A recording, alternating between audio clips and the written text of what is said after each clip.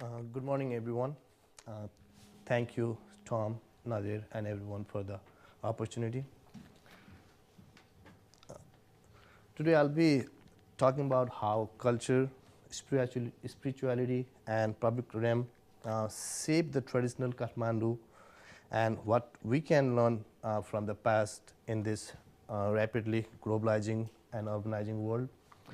And this picture kind of gives a little insight what I actually going to talk about. You can see that a lot of people gathering. It's a chariot festivals happening there, and this is a religious festival, yet it's a very cultural, and you can see how people contested every single inch of the public space.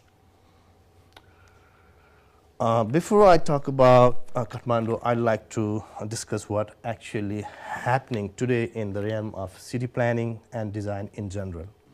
City planning today is so much dominated by the economic concerns, and result of which citizens are being treated as more like a consumer, and the city and built environment as more like a marketplace. And you can see this has established homogenization of urban space and architecture style, urban crises such as homelessness and urban plume and slums in most of the developing countries, decline of public realm, of course, and a lot of critics also includes Jane Jacobs, Norman Cromwell, Leonard Sandercock. They all critics about the globalization and the more homogenization of the urban form and architecture style.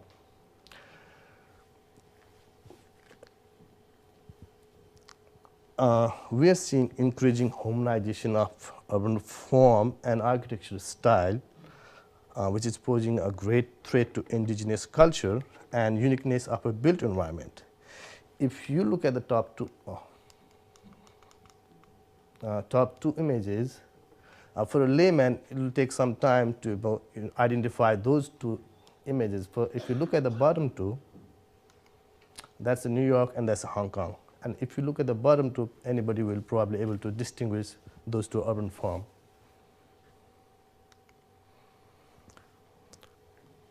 Another problem we are seeing is how homelessness problem in developed countries, most developed countries, and increase of informal settlements in developing countries. Economic dominated approach has made social cultural function as a peripheral concern, and rising real estate costs displace low income residents and indigenous businesses, which eventually will may destroy authenticity of communities and traditional and cultural place of traditional and cultural importance.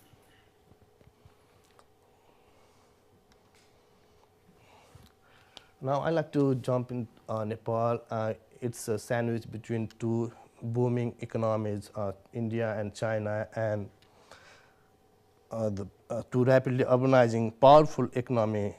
And Nepal is also getting the influence from both these neighbors and rapidly urbanizing. Kathmandu Valley, particularly what I'm going to talk about, it remained intact up until 1950s. And rapid urbanization started taking place after 1980s and after 1990s with the political changes, and it started that marked also era of the liberalization and privatization and free market policy. It started growing rapidly again, and now it is estimated that Kathmandu has 2.5 million population, and during 1950 it was little less than 500,000. And as you can see now, tall concrete structure, high-rises structure are coming up, contesting traditional natural landscape and historical landscape as well. Kathmandu is, at this time, Kathmandu is witnessing a decline of traditional industries like traditional agriculture industries and handicraft industries, and emergence of new industries such as brick factories, carpet factories, and you can see the influence of the globalization. Now people are lining up in the street, newly KFC just opened, opened KFC restaurant, and you can see all the youngsters lining up to have a taste of chicken.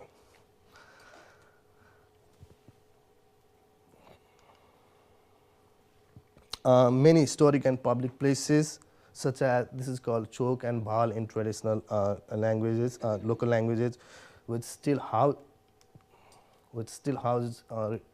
religious importance places and cultural places, but they are slowly, being occupied by the newly developed parking lots. Sort of, parking lots are automobiles and bikes are being parked in the public open space, and that's the one serious daunting problem Kathmandu is facing today.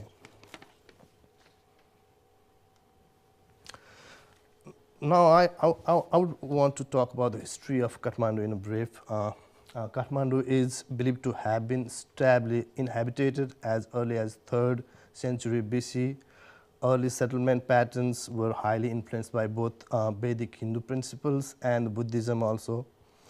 Though the culture and religion alone are not only factors that influence the settlement pattern of the Kathmandu Valley, there are a lot of topographical concern, climatic factors also goes with that. However, religion remains very seminal all throughout the history of the Kathmandu Valley, and this is one of the stupa erected by the Indian emperor who, after fighting wars, he became a disciple of Buddha, and then he traveled around the Asian subcontinent to propagate the message of Buddhism. So, different dynasties ruled Valley since 1800 BC.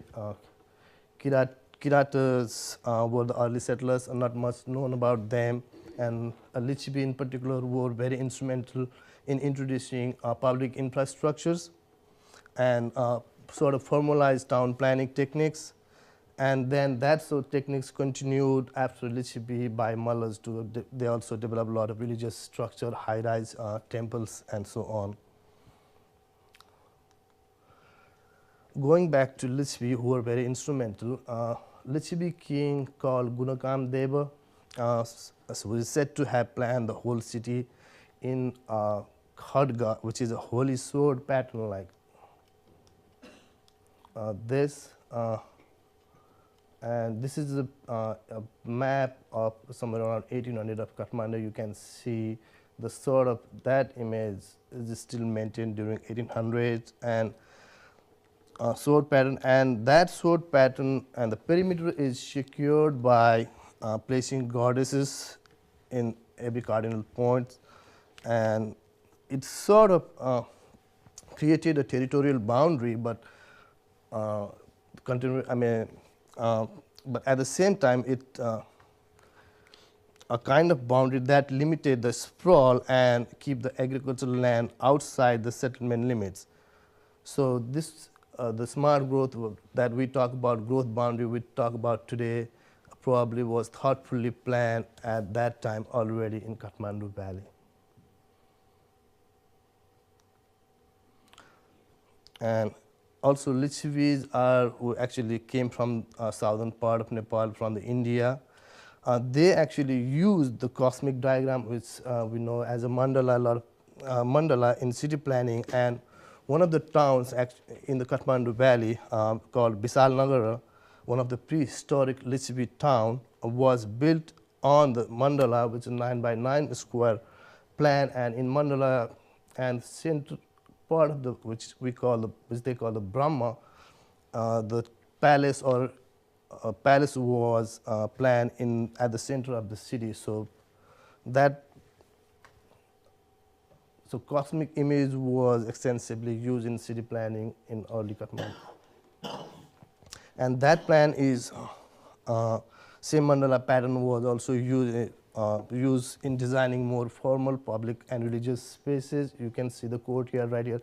This is a religious courtyard, and if you can see this courtyard right at the center, there is some religious shrines or object of religious importance was placed. And the major feature of the traditional settlement of the Kathmandu Valley is the courtyard spaces formed by private buildings as well as religious and public structure.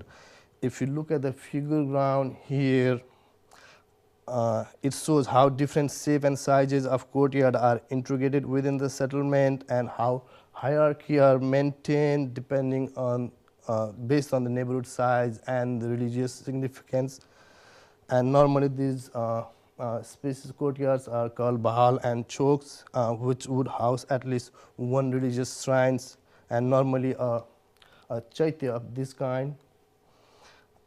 Symbolizing spirituality and piety, and water body also used, was an important component of the cultural part of the life, cultural life of that traditional Kathmandu. This is the oldest image of one of the Bahals, as you can see, probably around 1800, and this is more recent development. So you can see right here, this is the main another religious structure, and that was right here. So basically everything is changed, but they still maintain this one, which is right here, and these shrines are still there. So even though a lot of things have changed, the core belief still is in place in Kathmandu Valley. Not only the public buildings, the private houses also equally play an instrumental role in guiding urban pattern and creating public realm at the neighborhood level.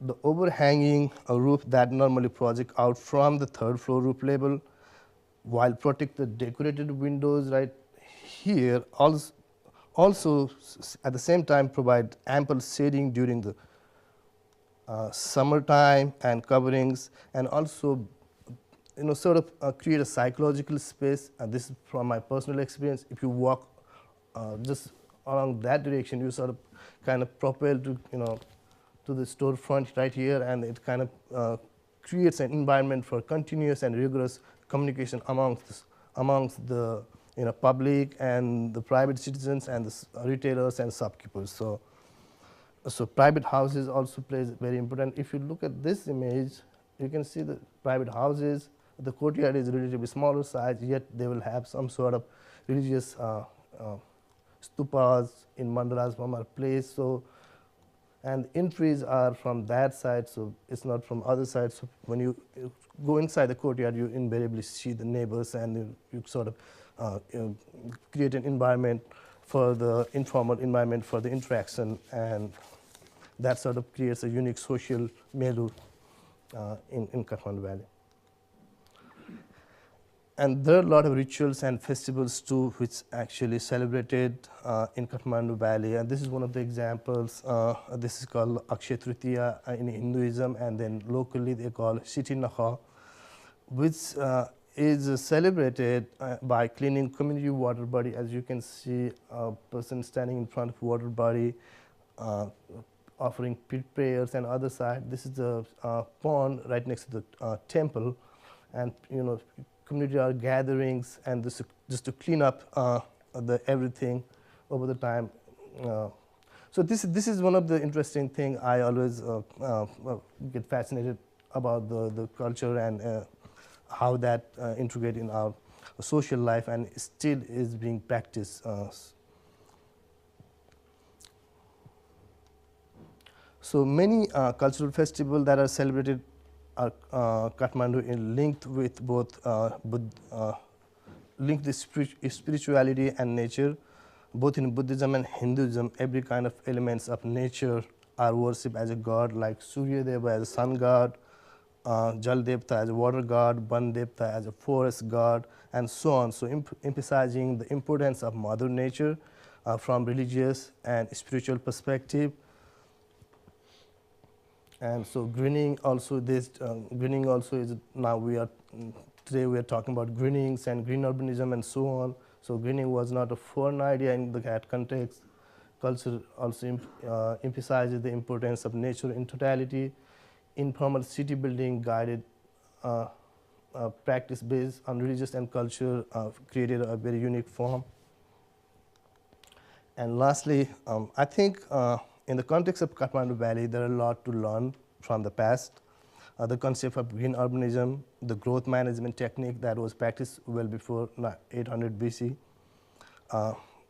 cultural planning, strong public realm, religious principles, and how those things are integrated to form a unique form, and that is something that we need to learn from the past. And as a planner, we were really today focused on their planners and designers were focusing on creating new thing and innovative thing. I think they also need to invest their expertise to create more humanized spaces and foster a strong social environment, sense of identity, sense of spirituality, at the same time providing impetus for a productive endogenous economy, which actually creates form strong social and public space. That's all I have to say. Thank you.